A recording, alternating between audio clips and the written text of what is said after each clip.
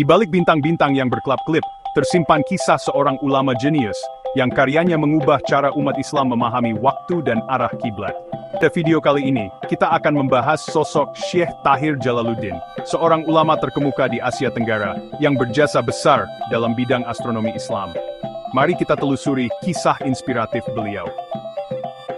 Di Nusantara, sejarah tak hanya tertulis di tanah pada prasasti-prasasti kuno atau dalam cerita-cerita yang diturunkan dari generasi ke generasi. Sejarah kita juga terukir di langit dalam pergerakan bintang dan planet yang menjadi saksi bisu perjalanan panjang peradaban ini, tapi juga di langit. Langit yang sama yang kita pandang hari ini telah dipandang oleh para leluhur kita berabad-abad lalu. Jauh sebelum era modern, dengan segala kecanggihan teknologi dan ilmu pengetahuan, leluhur kita menatap bintang dengan mata telanjang, penuh kekaguman dan rasa ingin tahu. Untuk mencari arah dan membaca musim, bintang-bintang adalah kompas mereka, kalender mereka, dan juga penuntun dalam menjalani kehidupan sehari-hari.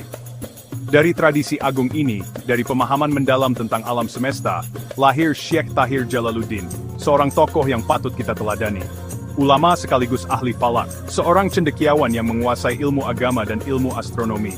Ia menghubungkan iman dan ilmu pengetahuan, melihat keduanya sebagai dua sisi mata uang yang saling melengkapi.